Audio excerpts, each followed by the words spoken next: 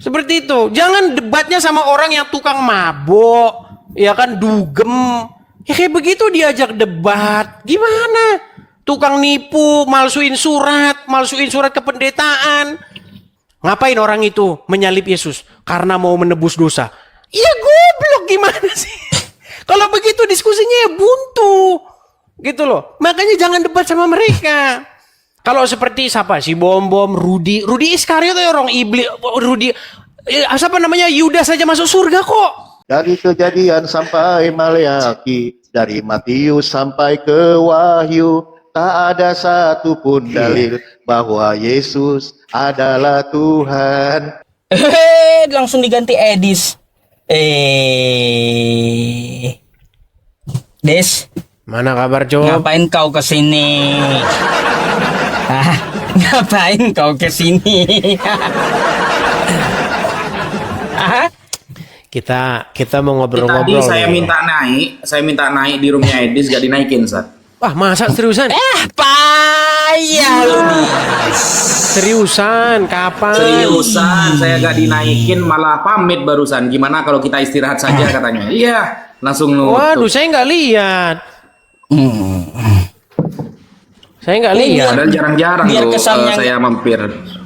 Des, biar kesannya nggak keroyokan nih. Salah satu di antara kami pasti diamnya, oke? Boleh. Sebentar. Jangan kau nanti framing keroyokan katanya.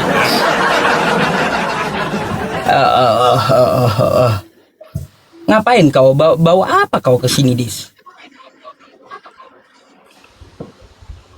Enggak, ini saya mau ngobrolin sesuatu nih. Gini. Ada suatu kesalahpahaman antara pendebat Islam dan pendebat Kristen. Gini. Saya melihat debat ini tidak pada jalurnya. Maksudnya begini. Saya itu pengen kalau misalnya dari pendebat Muslim mau mempertanyakan sesuatu atau menyerang suatu paham, itu harusnya itu yang diserang itu betul-betul yang diyakini oleh umat Kristen itu sendiri. Jangan menyerang sesuatu yang tidak diyakini oleh umat Kristen itu sendiri. Contoh, saya kasih contoh kemarin. Saya kan kemarin debat sama si Juma. Dia kan bilang bahwa iblis berjasa.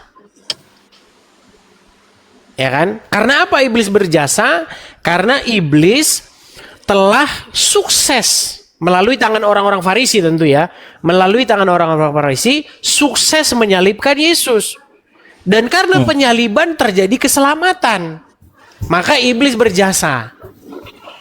Kan gitu logikanya. Betul kata Bang Juma tuh. Nah, baik. Makanya mau saya tanggapi gini. Ini argumen-argumen ini itu mengandung banyak sekali kecacatan. Karena pola pikirnya kalau dibalikkan kepada Islam, tentu di sini Ustadz Wafi ini sangat mantap kalau diskusi seperti ini, saya rasa lebih paham dia. Karena kalau pola pikirnya gitu, itu sama kayak gini, Gus. Kan kita tahu bahwa sang nabi itu syahid. Dia meninggal akibat racun yang tersisa di tubuhnya yang dimakan di Khaibar. Itulah ketika dia meninggal, dia katakan kepada Aisyah, "Wahai Aisyah, terasa racun yang kumakan di Khaibar itu sekarang telah memotong pembuluhku," kan begitu. Nah, kalau kita balik begitu, logika pikirnya Juma, maka saya juga akan mengatakan bahwa perempuan Yahudi yang telah meracun sang nabi, itu dia berjasa. Berjasa karena dialah yang telah membuat Muhammad masuk surga. Terjadi keselamatan atas diri Muhammad akibat daripada perbuatan perempuan Yahudi. Padahal sebenarnya nggak begitu, pola pikirnya nggak begitu. Keselamatan. Yang benar gimana? Yang benar tuh harusnya gini. Masa kalau memang perempuan Yahudi ini berjasa membuat Muhammad masuk surga, harusnya perempuan Yahudi ini masuk surga dong. Karena dia sudah membuat Muhammad masuk surga. Padahal yang membuat Muhammad masuk surga menurut umat muslim adalah karena keimanan dan ketakwaannya. Kan begitu. Karena Muhammad beriman bertakwa sampai pada matinya, ya, dia setia kepada Allah, maka dia mati dalam keadaan syahid. Nah, perempuan itu hanya membuat mati saja, tetapi tidak membuat Muhammad masuk surga. Ya kan? Yang memberikan Muhammad surga itu tetap ada dari pihak Allah, begitu. Jadi perempuan ini itu tetap salah dia. Dia tetap mendapatkan hukuman karena dia telah membunuh Rasul. Nah, begitu juga sebenarnya konsep dalam kekristenan. Jadi biar kita ini nggak salah paham. Jadi kalau kita debat tuh debat yang benar-benar diyakini oleh lawan iman kita, gitu loh. Nah, di dalam kekristenan tuh begini, keselamatan itu terjadi itu bukan karena orang Yahudi membunuh Yesus, bukan. Bukan karena orang Yahudi menumpahkan darah Yesus, tidak. Keselamatan itu terjadi karena Tuhan Yesus yang menjalankan tugasnya itu dia setia sampai pada matinya. Sehingga ketika darahnya itu tertumpah, ya, kematiannya itu adalah kematian, saya pakai bahasa-bahasa Islam ya. Kematiannya itu adalah kematian yang syahid, begitu loh. Jadi dia itu mempersembahkan darahnya sebagai korban persembahan yang harum dan berkenan kepada Bapa di sorga. Karena menurut hukum Taurat, begini Gus Wapi, menurut hukum Taurat, orang itu, imam-imam itu, kalau dia mau mengadakan pendamaian, dia itu harus bawa darah. Jadi dia harus bawa darah domba atau darah sapi begitu, baru dia mengadakan pendamaian dosa antara Tuhan dengan umat. Jadi dia persembahkan darah itu. Nah, sementara Yesus yang juga adalah imam, dia imam besar juga, imam besar sampai selama-lamanya, dia tidak bawa darah kambing, dia tidak bawa darah sapi, tetapi dia bawa darahnya sendiri. Nah, jadi ketika darahnya itu tertumpah, dia mengadakan pendamaian di situ. Gitu. Dia mengadakan pendamaian. Pendamaian itu bagaimana? Pendamaian itu terjadi karena dia itu setia dan benar, begitu. Jadi Tuhan, tema ini Ustadz, izin biar ngobrolnya gantian ke wafatnya Rasulullah dengan wafatnya Yesus, sosok yang mulia dalam kekristenan. Nanti bisa nggak Ustadz biar gantian ada menitnya, Ustadz Yusuf? Boleh, ada timer bisa. Ya, biar Mas Edis dulu, yang duluan, biar kita paham. Berapa perlu? 5 menit, boleh, 5 menit gantian. Boleh. Oh, ya udah. Atau 4 menit gak apa-apa, 4 menit biar gak panjang. Boleh. Gak ada 5 menit Ustadz, yang ada 135. 5 gak apa-apa. 5 nggak apa-apa Ya. Ya. Asik juga itu temanya itu. Timernya di atas tuh ya, Dis ya. Boleh. Oke, baik, Ya, saya lanjutkan. Nah, jadi biar kita itu, maksud saya begini, Gus. Yang Islam itu benar-benar mempertanyakan atau betul-betul menyerang, tanda kutip ya, menyerang apa yang sungguh-sungguh diimani oleh orang Kristen. Nah, saya melihat diskusi ini menjadi tidak sehat karena orang Islam itu menyerang sesuatu yang tidak diimani oleh orang Kristen, tetapi hayalannya sendiri. Begitu. Nah, itulah yang dilakukan oleh Zuma kemarin. Makanya saya luruskan gitu loh. Zuma, keyakinan Kristen tuh bukan gitu. Kamu nggak menyerang iman Kristen, kamu menyerang hayalanmu sendiri yang kamu bayangkan seolah-olah itu imannya orang Kristen. Gitu. Nah, jadi sekali lagi saya katakan, penebusan dosa itu tidak terjadi pada waktu orang Yahudi itu, atau tidak terjadi karena orang Yahudi membunuh atau menumpahkan darah Yesus. Bukan itu. Keselamatan itu terjadi karena kesetiaan Yesus sampai darahnya tertumpah. Jadi ketika darahnya tertumpah, ketika dia disalibkan, disitulah dia syahid, kalau bahasa Islamnya. Nah, ketika dia syahid itu, dia mati dalam keadaan sebagai orang benar. Nah, makanya dia mempersembahkan kepada Bapa di sorga itu, dia persembahkan itu adalah hidup dia yang benar itu. Jadi hidup dia yang benar, yang tidak bercacat celah, yang tidak berdosa, itu yang dipersembahkan. Makanya dia bukan bawa darah kambing, dia bawa darahnya sendiri. Gitu loh. Di hadapan Tuhan itulah persembahan yang harum dan berkenan. Nah, semua orang tuh harus begitu, harus niru Yesus itu. Jadi kita itu harus menjadi syahid seperti Yesus. Mati dalam keadaan benar. Supaya apa? Supaya kita ini mempersembahkan tubuh jiwa kita kepada Tuhan itu. Sebagai persembahan yang harum dan berkenan kepada Dia. Dan disitulah Dia mengadakan pendamaian.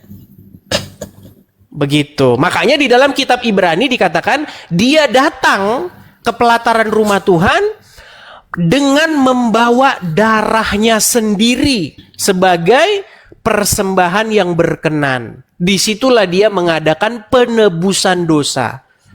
Jadi Tuhan itu di dalam Alkitab, Bapa di sorga itu menuntut orang itu melakukan kesetiaan dan kebenaran akan firman Tuhan. Tapi gagal. Manusia itu jatuh semua. Dari mulai Adam, cucu, anak, semuanya jatuh. Gak ada yang benar. Makanya dikatakan, oleh karena pelanggaran satu orang, yaitu Adam, maka semua manusia itu telah jatuh ke dalam dosa. Nah, tetapi Adam yang kedua, yaitu Yesus, dia berhasil. Dia tidak jatuh ke dalam dosa. Makanya, oleh karena pelanggaran satu orang, yaitu Adam yang pertama, semua manusia telah berbuat dosa. Dan oleh karena kebenaran satu orang, yaitu Adam yang kedua, maaf tadi Adam yang pertama, sekarang Adam yang kedua yaitu Yesus, maka pembenaran dan keselamatan. Jadi begitu, iman Kristen itu seperti itu. Jadi kami itu ditebus oleh darah Yesus begitu. Bukan oleh darah hewan. Kami bukan didamaikan oleh darah lembu, darah domba, enggak. Kami didamaikan oleh darah Yesus. Maksudnya darah Yesus di situ adalah darah yang tertumpah karena kesetiaannya. Karena ketaatan dan karena ketidakberdosaannya. Makanya Yohanes Pembaptis ketika dia berjumpa dengan Yesus, dia berkata, inilah anak domba Allah yang akan mengadakan pendamaian, penyucian dosa atas dosa-dosa manusia. Nah, kalau Anda ke situ, nyerang ke situnya, baru enak nih. Begitu. Nah, kemarin Juma itu bukan menyerang itu, tapi dia menyerang sesuatu yang tidak diimani oleh orang Kristen itu sendiri. Seperti itu. Jadi saya berharap besok-besok diskusi ke depannya itu jangan melakukan strawman argumen yang seperti itu. Ya kan? Sama seperti kalau saya bikin argumen bahwa Muhammad misalnya dia seorang penjual bakso. Loh, siapa orang Islam yang Muhammad penjual bakso? Kan enggak. Kalau saya bilang Muhammad penjual bakso terus saya serang-serang, muslimin, kan enggak begitu. Bukan iman Islam gitu. Jadi seranglah apa yang betul-betul diimani oleh lawan. Silakan. Oke.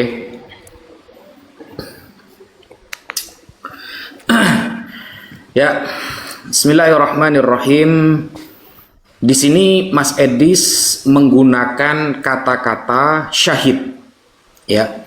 Menggunakan kata-kata syahid. Yesus matinya mati syahid, teman-teman.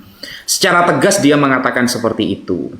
Sama seperti kasus Nabi Muhammad SAW mati sebab racun yang terasa dalam tubuhnya oleh makanan yang diberikan oleh wanita Khaybar, berarti juga mati syahid.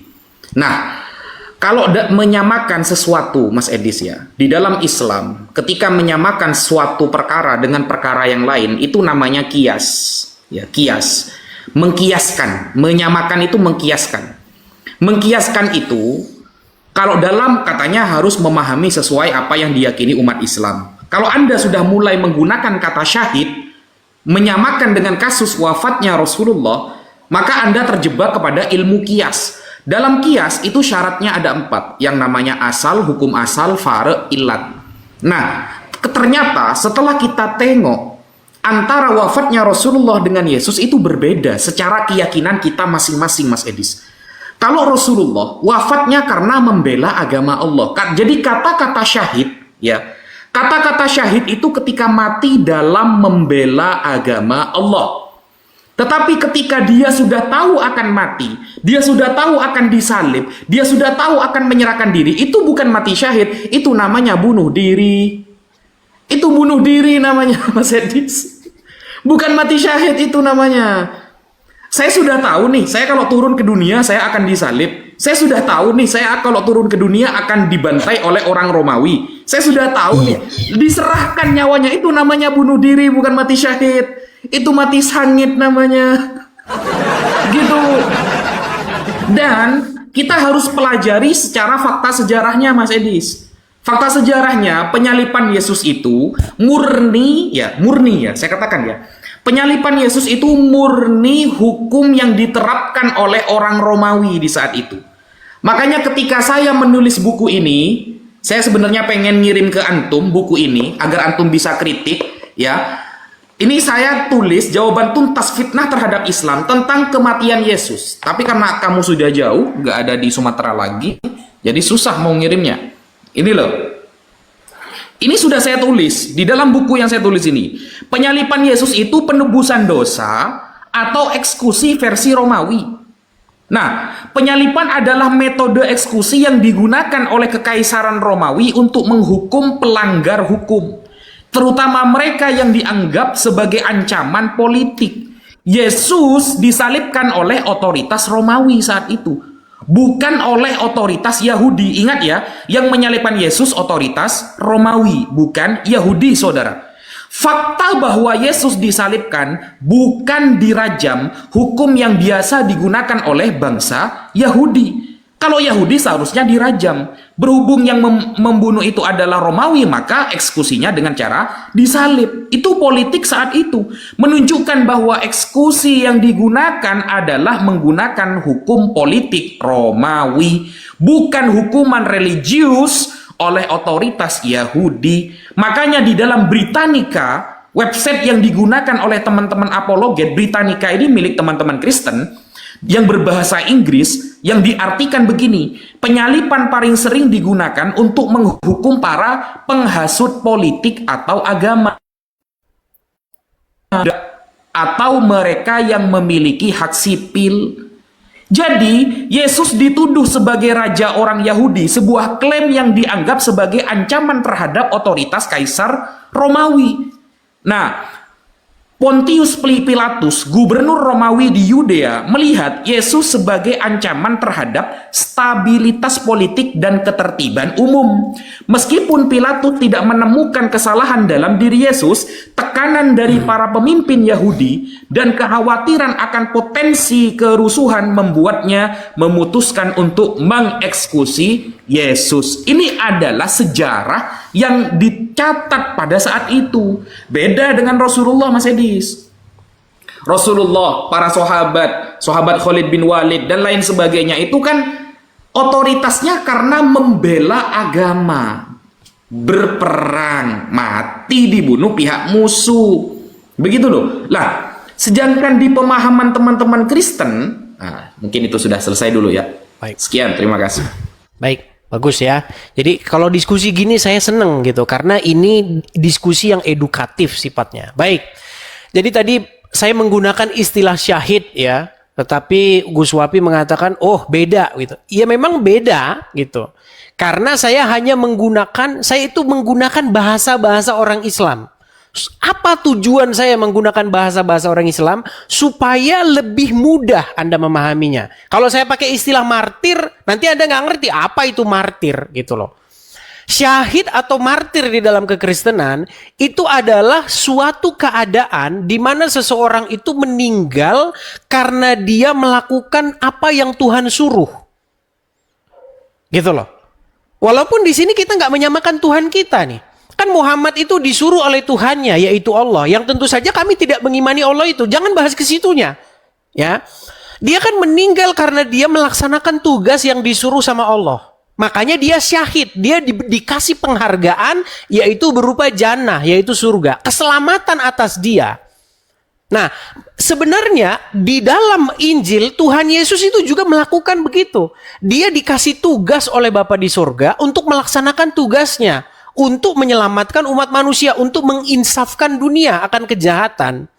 Tetapi di dalam prakteknya, ya kan, orang-orang kan sebagian tidak menerima dia. Sama seperti Muhammad. Kan gak semua orang nerima Muhammad. Makanya ada seseorang yang membunuh dia, yang membunuh Muhammad.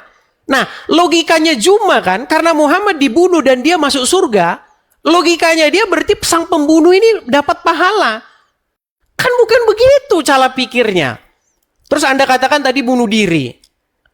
Gini Gus Wafi, kalau Anda disuruh sama Allah, Gus Wapi, beritakanlah agama Islam kepada suatu kaum. Anda sudah tahu resikonya. Resikonya itu adalah sebagian pasti nanti tidak terima. Tetapi kan ada nanti yang menerima, ada nanti yang menerima Islam itu. Nah, apakah Anda karena nanti takut dibunuh, karena nanti Anda sudah tahu nanti resikonya adalah Anda akan mati. Tetapi Anda tetap begitu. Karena Anda tidak takut dengan kematian itu. Anda lebih takutnya kepada Allah, begitu loh. Nah, itu bukan misi bunuh diri. Kalau Anda katakan itu misi bunuh diri, berarti penyebaran Islam itu tidak boleh dilakukan terhadap suatu tempat yang nanti ada resikonya, di situ ada resiko perlawanan. Nggak bisa seperti itu. Nah, kemudian itu masalah syahid dan martir tadi, ya. Nah, kemudian yang kedua, masalah mengatakan penyaliban.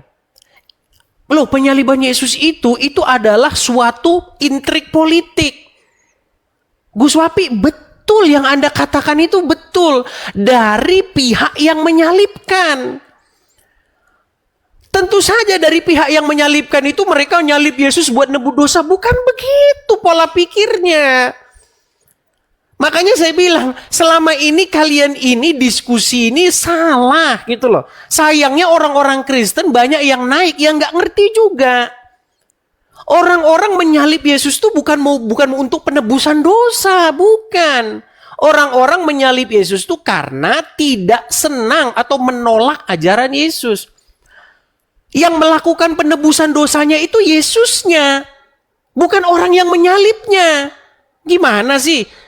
Makanya tadi saya bilang, ketika Tuhan Yesus dipakukan di atas kayu salib, ditombak begitu, kan darahnya tercurah tuh. Ketika darahnya tercurah, itulah kematian martirnya. Nah, di situ dia mengadakan penebusan dosa. Jadi yang mengadakan penebusan dosa bukan yang nyalib, tapi Yesus. Gitu loh. Nah, ketika darahnya tertumpah, disitulah dia martir, disitulah dia syahid, bahasa Islamnya. Nah, makanya dia mempersembahkan kepada Bapa di surga darahnya. Dengan darahnya itu, dia mengadakan pendamaian. Karena menurut hukum Taurat, imam tuh bawa darah untuk mengadakan pendamaian.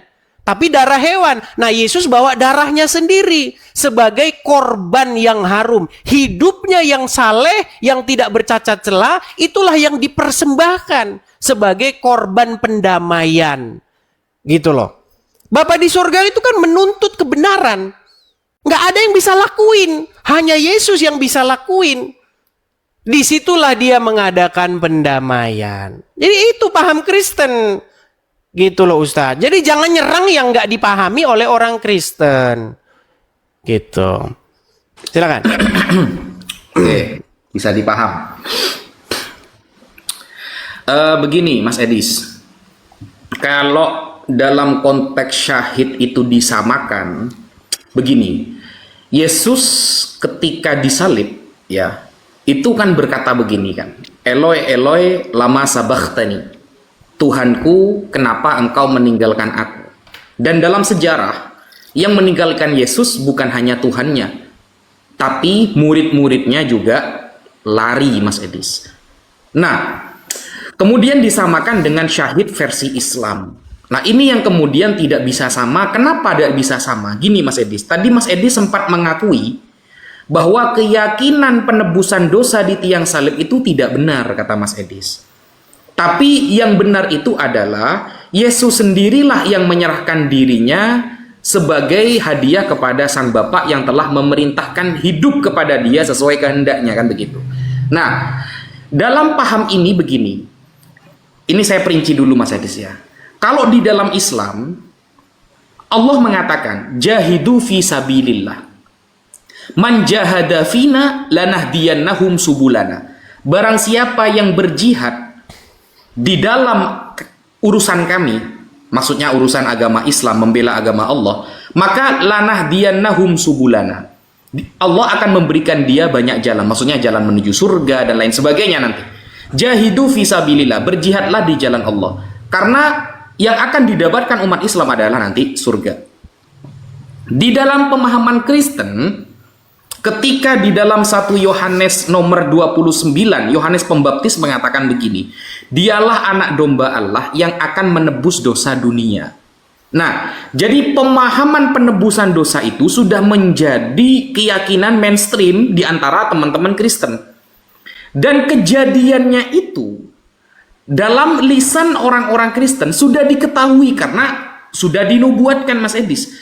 Kalau Mas Edis mau menyamakan dengan mati syahid, Anda jangan sampai mau percaya terhadap nubuatan.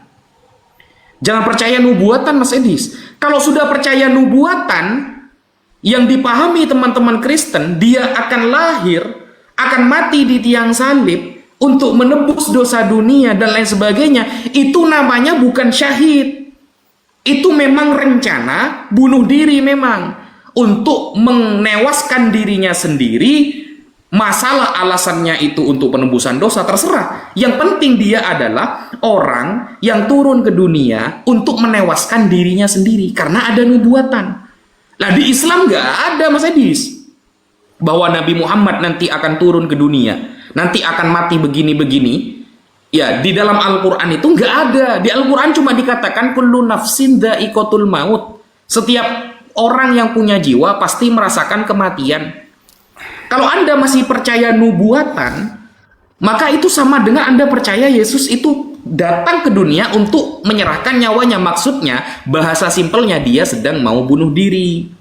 Begitu, Mas Edis. Lah, kenapa kok bahasa teman-teman Islam sekarang itu mengatakan, oh berarti iblis juga ikut mensukseskan. Nah, karena itu tercatat, Mas Edis. Tercatatnya di mana? Di nubuatan. Bahwa Tuhan akan meremukkan dia, katanya di Yesaya 53 dan lain sebagainya. Dan yang tugasnya meremukkan itu siapa? Iblis kan? Kan iblis yang tugasnya meremukkan. Coba lihat 1 Korintus 5 nomor 5. Maka atas nama Tuhan Yesus diserahkan nyawanya kepada iblis agar diremukkan, agar mendapatkan keselamatan nanti pada hari Tuhan. Kan begitu. 1 Korintus 5 nomor 5. Itu tercatat dalam kitab Anda gitu loh. Bahwa yang akan meremukkan dan akan menyerahkan nanti dari Yesus itu kepada iblis. Berarti ada kepanitiaan dalam hal keselamatan gitu loh. Ada kepanitiaannya. Itu tercatat. Lah, kalau di Islam ada gak tercatat seperti itu? Kan gak ada, Mas Edis. Konsep seperti itu gak ada. Padahal kalau kita cek di dalam Perjanjian Lama, pemahaman para rabi Yahudi, tidak ada rabi Yahudi yang otoritasnya diakui, yang meyakini Yesus pernah dinubuatkan dalam kitab mereka. Tidak ada. Ketika mereka menunggu Mesias adalah sang pembebas seperti Daud dan Salomo, bukan Yesus yang dimaksudkan oleh teman-teman Kristen.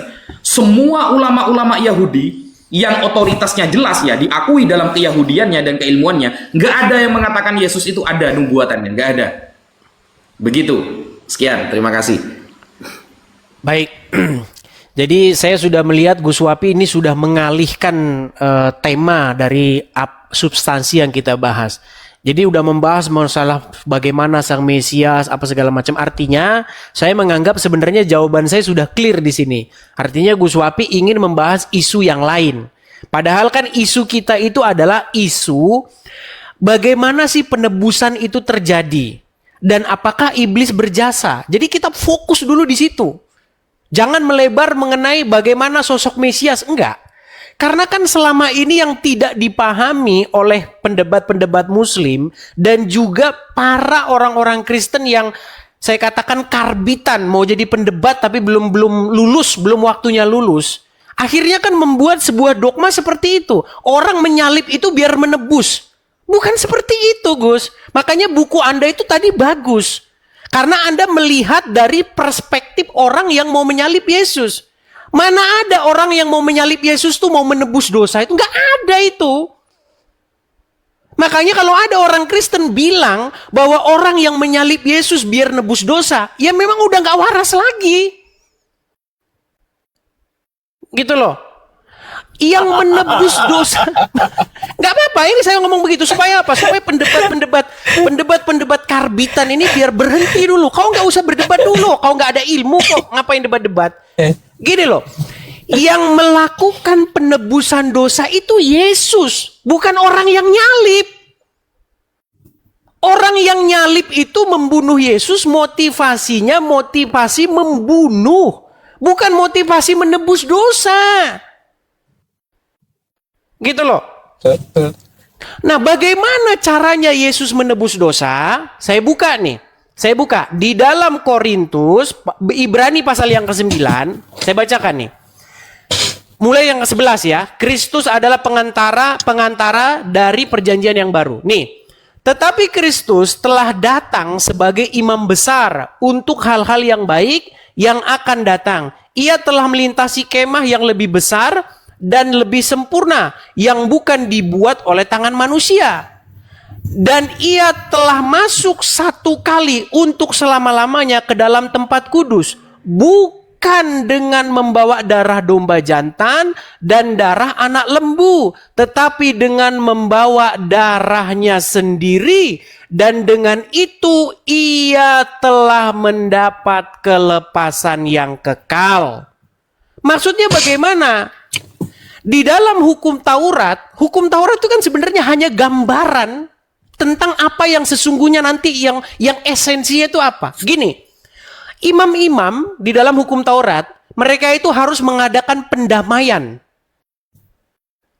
antara Tuhan dengan umat. Imam lah yang mengadakan pendamaian. Caranya bagaimana? Caranya imam tuh harus bawa darah. Karena Tuhan itu kan marah, karena apa? Karena umat tuh berbuat dosa. Seharusnya ini yang berbuat dosa ini harus mati. Harus ditumpahkan darahnya. Gitu loh. Nah, bagaimana caranya? Harus dibayar nih. Kesalahan mereka ini harus dibayar. Dibayar dengan darah. Makanya imam bawa darah.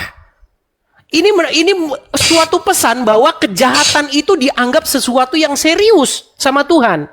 Harus dibayar. Kalau kamu bikin salah, kalau kamu nyuri, kamu itu harus ditumpahkan darahmu. Itu di mata Tuhan. Makanya imam melakukan pendamaian, dibawa darah domba. Nah, tetapi Yesus sebagai imam, dia tidak bawa darah domba. Dia bawa darahnya sendiri yang tertumpah. Nah, ketika darahnya tertumpah, tadi saya katakan lagi, di situ dia itu syahid, dia persembahkan darahnya itu. Darahnya itu darah apa? Kenapa dia kok tertumpah darahnya? Karena dia itu melakukan kesetiaan sampai pada matinya. Jadi dia itu mati sebagai orang benar. Darahnya tertumpah sebagai syahid martir. Dan itulah yang berkenan di hadapan Bapa di sorga. Nah, makanya kita itu harus mempersembahkan diri kita, hidup kita sebagai persembahan yang sejati. Begitu. Makanya Yohanes berkata, Yohanes Pembaptis, inilah anak domba Allah yang akan menghapus dosa dunia. Begitu. Jadi kesalehan hidupnya yang benar, kesetiaannya kepada Bapa itulah yang dipersembahkan kepada Bapa sampai darahnya tertumpah. Itu iman Kristen. Gitu. Fokus ke situ, Ustadz. Oke, jadi begini. Sebenarnya teman-teman, ini Mas Edi sudah mengakui ya. Jadi banyak dari kalangan teman-teman Kristen itu yang keilmuannya kurang, lalu mengatakan bahwa kematian Yesus ini untuk persembahan, untuk penebusan dosa. Itu sudah salah ya, menurut Mas Edis itu salah. Bukan untuk penebusan dosa. Karena memang yang saya pandang seperti itu Mas Edis. Di dalam buku saya ini, penyalipan itu murni otoritas Romawi saat itu. Itu hukum politik saat itu memang. Orang yang bersalah, yang melawan urusan politik terhadap kepemerintahan, ya hukumnya disalib. Andaikan itu diserahkan kepada otoritas Yahudi, maka hukumannya rajam, bukan salib gitu loh. Nah, susahnya begini Mas Edis, saya disuruh meyakini dia mati syahid oleh Mas Edis, padahal saya sudah meyakini dia nggak mati gitu loh Mas Edis. Itu susahnya. Saya bisa sepakat dengan Mas Edis, itu bisa dalam hal bahwa para nabi matinya mati syahid. Ya semua harus itu. Semua nabi itu, semua utusan harus mati syahid memang. Gak mungkin Tuhan itu menyuruh utusan salah orang, gak mungkin. Kalau Tuhan sudah menyuruh utusan, pasti utusannya ini orang yang baik menurut Tuhan. Tuhan kan maha tahu nih. Tuhan kan maha tahu nih. Pasti yang diutus oleh Tuhan itu pasti orang yang paling baik. Dan matinya pun akan mati syahid pasti. Karena tidak mungkin ada utusan Tuhan itu berkhianat, tidak mungkin. Tetapi masalahnya Mas Edis, keyakinan teman-teman Kristen selama ini Mas Edis, itu nggak demikian gitu loh. Keyakinan orang-orang itu sudah menjadi norma, sudah menjadi doktrin bahwa Yesus disalibkan, mati 3 hari dan bangkit di hari ketiga. Itulah proses yang telah dinubuatkan. Itu titik letaknya. Nah, saya tidak keluar kepada tema lain. Kenapa? Kenapa kok teman-teman apologet Islam mengatakan bahwa iblis itu punya sumbangsi? Itu kan, intinya itu kan. Kenapa iblis kok punya sumbangsi? Karena sudah dinubuatkan Mas Edis, itu loh. Andaikan tidak dinubuatkan bahwa dia akan diremukkan begini, begitu, maka kalimat itu sebenarnya tidak ada. Kalimat itu sebenarnya tidak ada. Sedangkan saya sebagai orang Islam meyakini utusan Allah yang bernama Nabi Isa, andaikan kita ambil kesimpulan Isa dan Yesus sama lah ya, itu bukan mati disalib. Kenapa? Karena ada ayat begini. Ada ayat begini Mas Edis. Nih ya, saya tunjukkan ayatnya. Sampai buka di Ibrani 5 nomor 7 Mas Edis. Ibrani 5 nomor 7.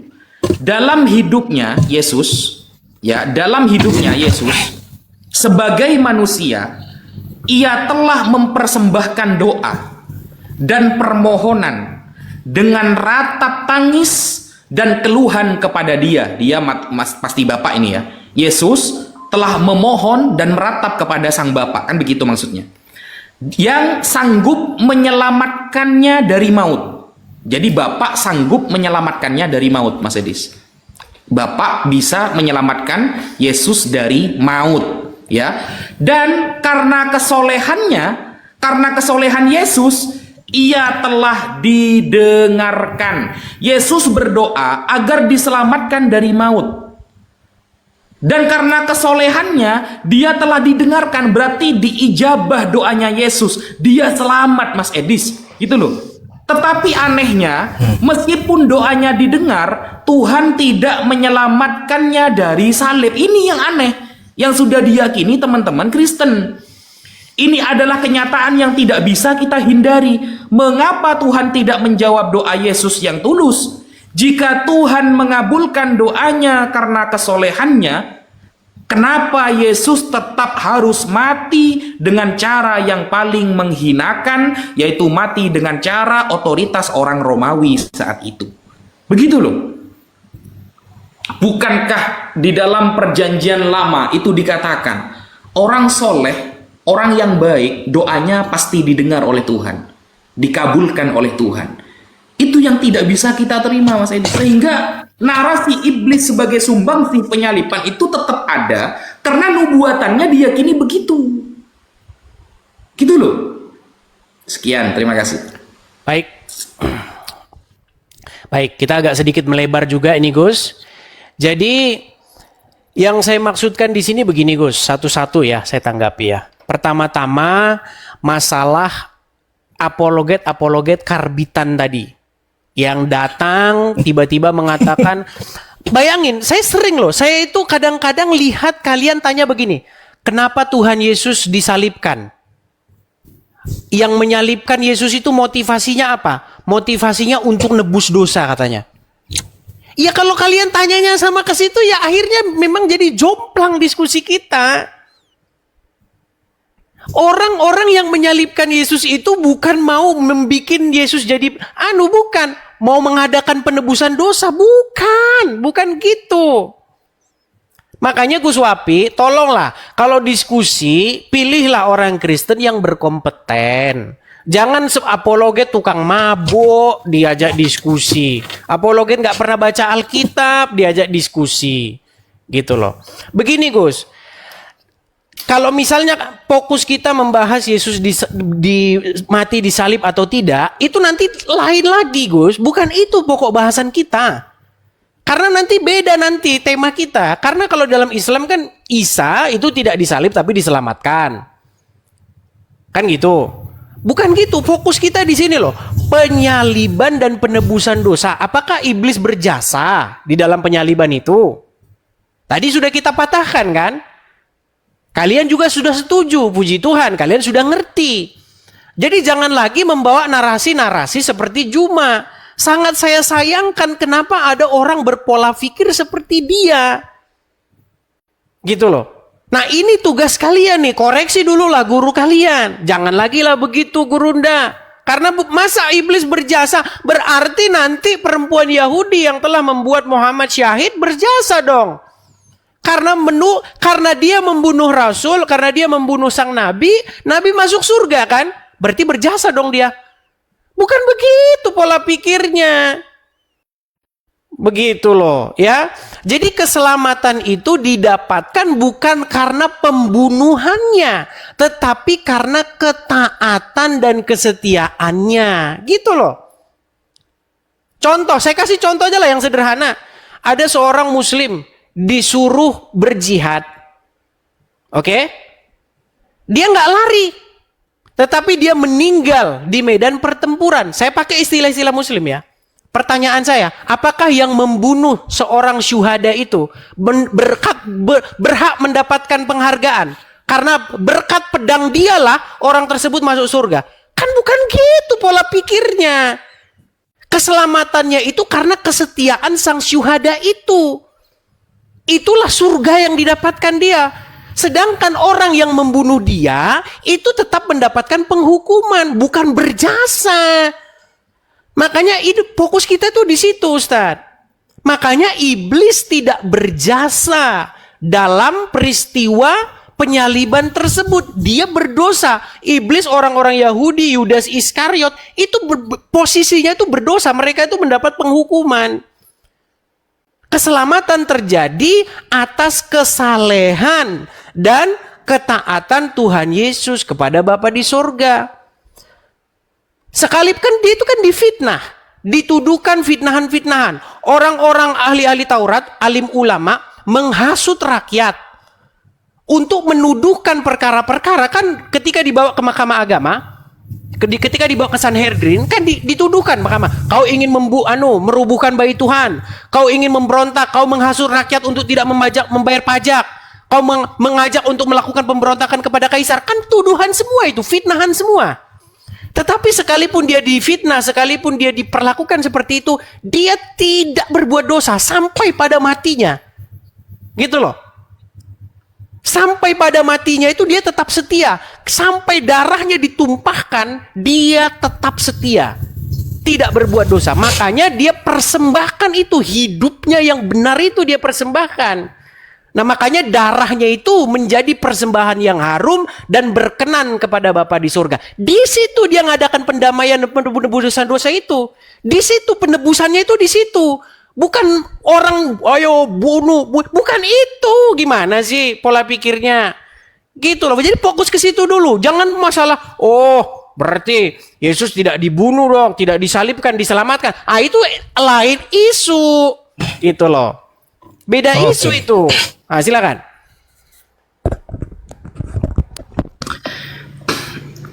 Jadi begini Mas Edis, wafatnya Rasulullah ya itu biiznillah. Jadi di Al-Quran itu sudah ada, Allah itu yuhyi wa yumit. Dialah yang menghidupkan dan mematikan. Wal asbab katsiroh. Penyebabnya banyak. Ada yang karena mati kecelakaan, ada yang karena mati dalam keadaan perang. Tapi dari semua macam-macam bentuk kematian, Allah itu yuhyi wa yumit. Dia yang menentukan kapan mati, kapan hidup. Gitu loh. Jadi di Al-Quran itu secara tegas, memang sebab-sebab kematian seseorang banyak, Mas Edis. Sebab-sebab kematian seseorang itu banyak. Tetapi inti siapa yang mematikan dan menghidupkan itu Allah. Karena kullu nafsin dha'iqatul maut. Nah, bagi teman-teman Kristen, Mas Edis sudah setuju dengan saya bahwa penyalipan di zaman Yesus itu adalah hukum politik yang diterapkan oleh orang Romawi, bukan karena untuk penebusan dosa gitu ya. Memang nggak ada dari murid Yesus, dari orang-orang Romawi, orang-orang Yahudi nggak ada yang tahu bahwa ketika ada penyalipan itu mereka sedang ingin menebus dosa, nggak ada yang tahu. Tapi apologet Kristen banyak yang ngomong seperti itu, gitu loh. Nah, itulah kenapa tadi Mas Edis menjelaskan kita tidak boleh diskusi dengan Pak Bom Bom, dengan Rudi Yohanes, karena mereka itu pendebat karbitan, kata Mas Edis gitu, pendebat karbitan katanya. Karena yang mengatakan mereka, Mas Edis, bukan saya. Sehingga muncullah muncullah pernyataan ada eksistensi iblis untuk mensukseskan tentang pembunuhan tersebut, gitu loh. Nah, sekarang Mas Edi ternyata lebih setuju kepada pendapat Islam.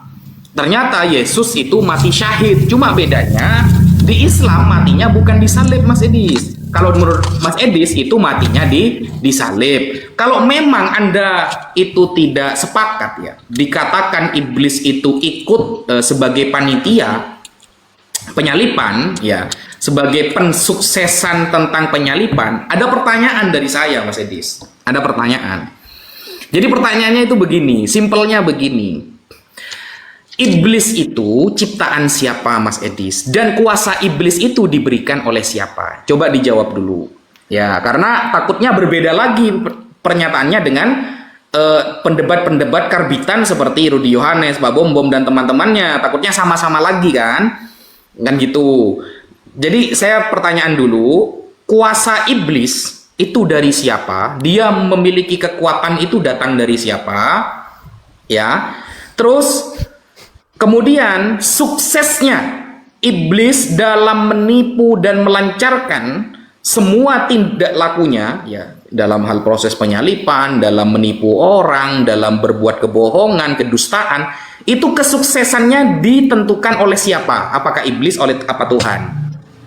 Itu pertanyaan dari saya ya. Dicatat Mas Edis ya pertanyaannya ya. 1, kuasa iblis dari siapa? 2, kesuksesan ketika dia melakukan suatu hal buruk yang mengizinkan itu terjadi sukses itu siapa? Gitu ya. Yang mensukseskan itu siapa? Apakah iblis atau Tuhan? Begitu ya. Itu pertanyaan. Nah, karena begini, kalau di Islam ada pertentangan dulu, baru ada klaim sesat, gitu loh. Di Islam, misalnya iblis di Islam itu menentang aturan dulu. Ketika disuruh sujud kepada Nabi Adam, iblis gak mau. Menentang dulu, sombong dulu, baru Allah memberikan dia status sesat. Lalu iblis berdoa, "Anzirni ila yaumi yub'atsun." Ya Allah, berikan aku hidup sampai hari kebangkitan. "Innakum minal munzorin," kata Allah, kamu akan dihidupkan sampai hari kebangkitan. Jadi kalau di dalam Islam ada pertentangan dulu, ada dosa dulu, ada kesombongan dulu, baru klaim sesat ada. Gitu. Salah orang yang mengatakan, makanya jangan debat sama debater Islam yang karbitan juga, Mas Edis, yang mengatakan kesesatan itu datang dari Allah, itu karbitan. Karena kesesatan itu datang dari pertentangan dulu. Nah, dari pertentangan dulu, dari kefasikan dulu. Dalilnya ada dalam surah Al-Baqarah. Coba pertanyaan itu dijawab oleh Mas Edis ya. Dijawab. Baik, siapa yang mensukseskan iblis? Begitu. Baik. Nah, jadi kalau begini kan lebih terarah. Begini Ustadz Guswafi ya. Jadi pertama-tama kita ini kan ingin supaya kita ini benar-benar membahas apa yang diimani oleh orang Islam dan apa yang diimani oleh orang Kristen. Tadi Anda mengatakan bahwa kalau ada orang Islam yang mengatakan bahwa kesesatan itu datangnya dari Allah, maka dia itu bukan mengajarkan ajaran agama Islam. Makanya kita harus cari tahu dulu nih, mana sih yang benar-benar diimani oleh orang Islam nih? Jangan sampai kita ini salah arah. Kita ini bukan mendebat orang Islam sebenarnya, tapi debat orang yang salah paham tentang Islam. Pemahaman yang salah, yang Islam sendiri sebenarnya bukan itu. Keimanan Islam itu bukan itu.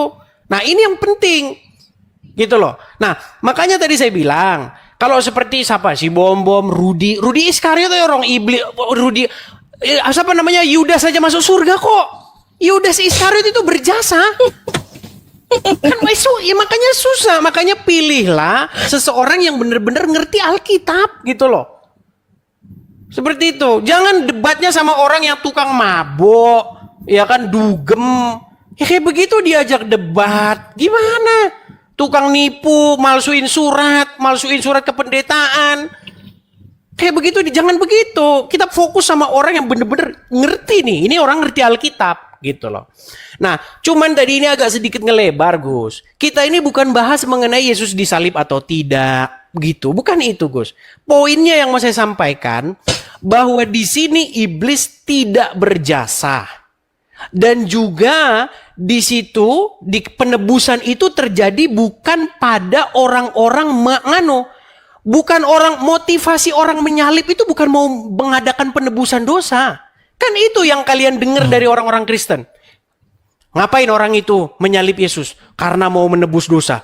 Ya goblok, gimana sih? Kalau begitu diskusinya ya buntu. Gitu loh. Makanya jangan debat sama mereka. Begitu loh. Makanya tadi kan sudah saya bilang, penebusannya itu terjadi di mana? Peristiwa penebusannya itu di mana? Peristiwa penebusannya itu terjadi dari pihak Tuhan Yesusnya, bukan dari peristiwa orang yang nyalib. Jadi penyaliban itu kan pertemunya dua arah, pertemunya dua kepentingan. Iblis menyalib, motivasinya itu apa? Motivasinya itu adalah untuk melenyapkan Sang Mesias, untuk mematikan Sang Mesias. Tetapi dari pihak Tuhan, dari pihak Bapa di sorga, dari pihak Yesus, itu adalah apa? Untuk mengadakan pendamaian dosa. Gitu loh. Sama seperti begini. Untuk mengadakan keselamatan. Contohnya begini.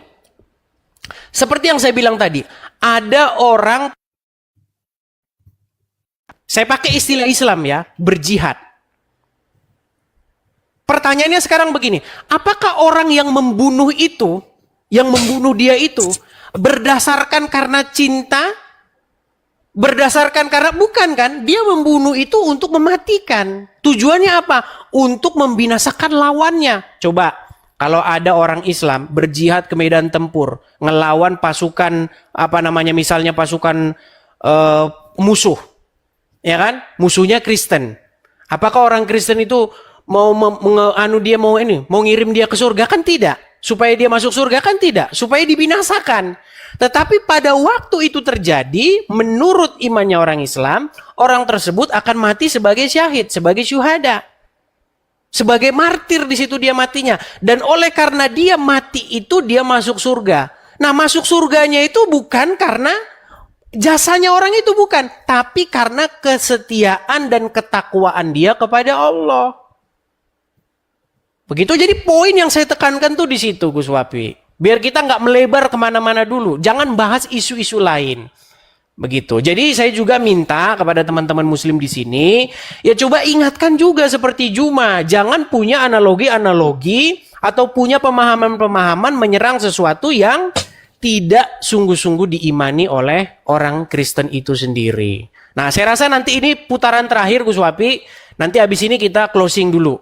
Gitu. Nanti kapan-kapan kita lanjutkan. Karena kalau membahas yang lain mengenai dan karena ratapnya dia didengarkan dan diselamatkan, itu bahasan lain. Saya bisa aja tanggapin itu. Tapi itu bukan bahasan kita yang sekarang gitu. Kita fokus kepada dua isu itu. Iblis berjasa dan di mana penebusan itu terjadi. Seperti itu. Oke. Bismillahirrahmanirrahim. Susah karena saya naik di room antum aja gak dinaik-naikkan dari tadi. Jadi gimana cara diskusinya, kan begitu. Nah, harus nunggu antumnya ke sini kan. Jadi begini Mas Edis. Pertanyaan saya seharusnya tampilkan dengan data Mas Edis agar kita itu pemahamannya tidak ngambang gitu. Karena begini, menurut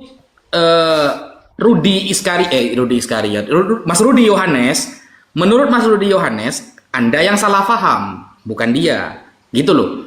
Makanya kan agar pemahaman Islam gak ngambang menurut Anda, jawab pertanyaan saya itu pakai data.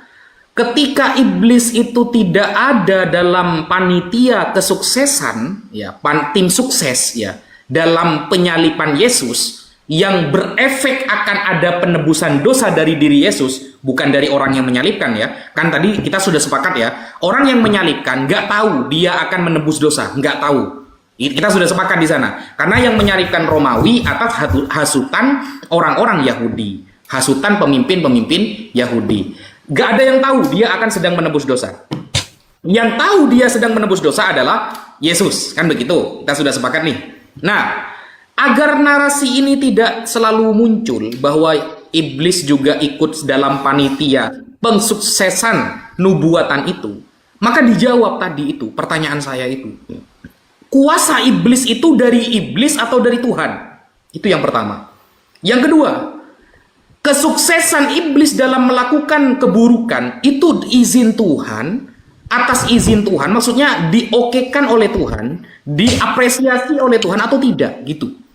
Itu jawab. Karena begini, kalau di Islam, Mas Edis, kalau di Islam, nih ya, ada ayat begini nih, dalam surah Al-Baqarah ayat ke-26. Wa ma yudillu bihi illal fasiqin. Namun tidak ada yang dia sesatkan, tidak ada yang Allah sesatkan dengan perumpamaan itu selain orang-orang fasik. Jadi syarat Allah akan menyesatkan orang itu kalau dia fasik. Jadi ada pertentangan dulu baru disesatkan oleh Allah. Ada kesombongan dulu baru disesatkan oleh Allah. Begitu. Di Islam nih. Nah, di dalam teman-teman Kristen begini narasinya Mas Edis. Ini ya. 1 Raja-Raja 22. 1 Raja-Raja 22 ayat ke-21 ini. Kemudian tampillah suatu roh lalu berdiri di hadapan Tuhan. Ia berkata, aku ini akan membujuknya. Tuhan bertanya kepadanya, dengan apa? Jawabnya, roh dusta ini menjawab, aku akan keluar dan menjadi roh dusta dalam mulut semua nabinya. Lalu Tuhan berfirman, biarlah engkau membujuknya dan engkau akan berhasil pula. Nah, keberhasilan kedustaan ini otoritasnya dari Tuhan. Keluarlah dan perbuatlah demikian, disuruh oleh Tuhan. Nah, lalu karena itu sesungguhnya Tuhan telah menaruh roh dusta ke dalam mulut semua nabimu ini, sebab Tuhan telah menetapkan untuk menimpakan malapetaka kepadamu. Malapetakanya dari Tuhan, kesuksesan perbuatan iblis juga dari Tuhan. Sehingga wajar kalau di dalam perjanjian lama, perjanjian baru ada tertulis begini Mas Edis. Ini maksudnya, kalau memang nggak mau dikatakan iblis itu ikut-ikut, antum jawab gitu loh. Antum jawab pakai data karena ini jelas. Nih, 2 Tesalonika 2 nomor 11. Dan itulah sebabnya Allah mendatangkan kesesatan atas mereka yang menyebabkan mereka percaya akan dusta. Jadi ada roh dusta disukseskan urusannya oleh Tuhan. Kemudian ada iblis yang urusannya dalam hal keburukan ternyata disukseskan oleh Tuhan, gitu.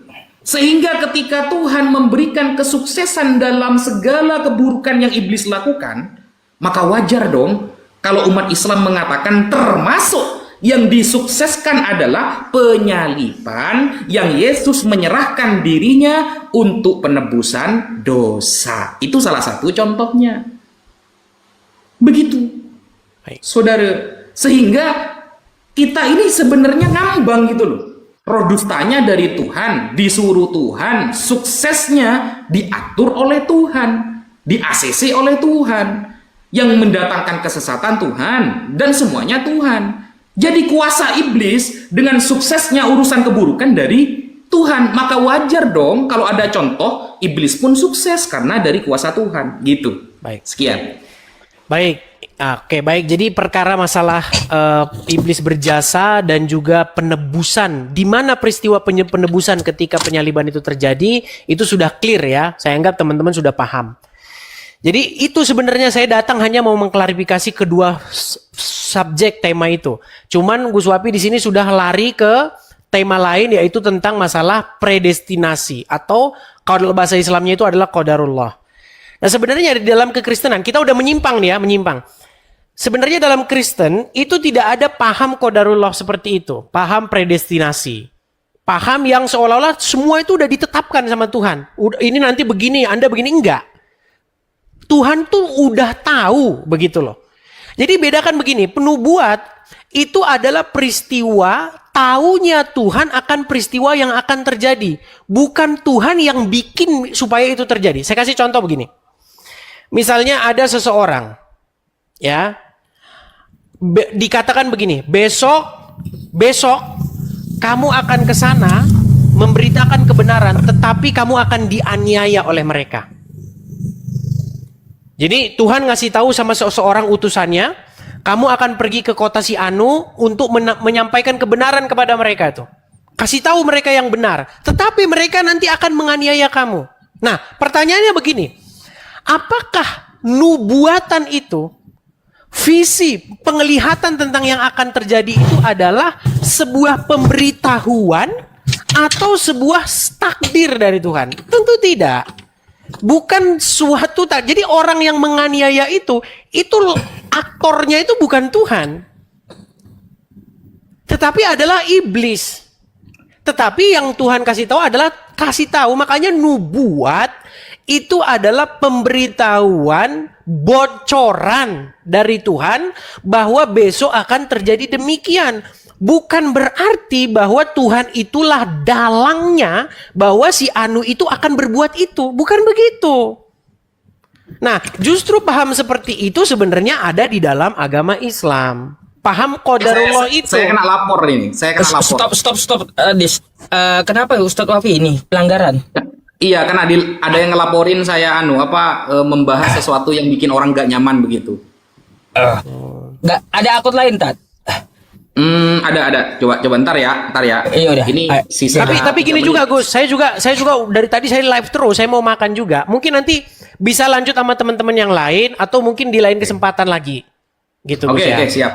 Jadi poinnya dua itu Gus. Jadi justru paham tentang adanya qada itu, takdir itu sebenarnya di dalam internal Islam sendiri.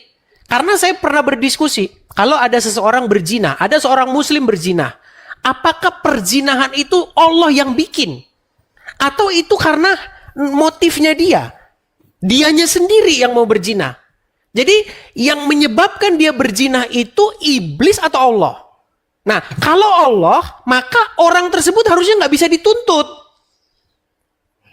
Ya kan? Karena apa? Karena yang bikin dia berzina itu adalah Allah. Takdir daripada Allah. Nah, konsep seperti ini, predestinasi seperti ini, itu sudah tidak sesuai dengan Alkitab. Tapi kita udah lari dari pokok bahasan kita yang pertama. Begitu, Gus. Jadi begitu saja Gus Wapi dan juga Yusuf Uncup. Jadi besok-besok kalau diskusi. Ceritanya agak ada data yang mau ditampilin ini. Tadi kan udah saya tampilkan. Ibrani tadi bagaimana Tuhan Yesus sebagai imam. Dia mengadakan pendamaian. Disitulah dia mengadakan penebusan dosa. Jadi yang mengadakan penebusan dosa itu. Dari pertanyaan saya itu. Kuasa iblis dan suksesnya iblis dalam melakukan suatu hal itu atas izin Tuhan, disukseskan oleh Tuhan. Atas izin. Segala sesuatu yang terjadi di bawah kolong langit ini atas izin. Tapi kalau atas izin bukan berarti jadi dia yang bertanggung jawab gitu loh. Itu dibiarkan. Datanya? Oke lah, besok lah kita lanjut lagi. Karena poin saya yang saya bawa tadi hanya dua itu, Gus. Jadi biar kita nggak fokus gitu. Oke. Jadi begitu saja teman-teman. Saya hanya mengkonfirmasi itu. Jadi besok jangan lagi membawa narasi-narasi bahwa iblis berjasa dalam penyaliban. Ataupun orang-orang yang mau menyalib Yesus tujuannya mau melakukan penebusan dosa. Ya bukan begitu. Itu bukan iman Kristen. Seperti itu. Jadi saya rasa itu saja dulu. Semoga besok kita diskusi ini makin dewasa gitu loh. Jadi kita diskusi itu benar-benar substansial gitu. Jadi seperti itu dulu ya. Saya permisi dulu. Oke deh. Silakan nanti teman-teman lanjut lagi. Oke, gitu ya. Oke, saya ganti akun dulu tadi ya. Oke, terima kasih teman-teman. Saya turun dulu ya.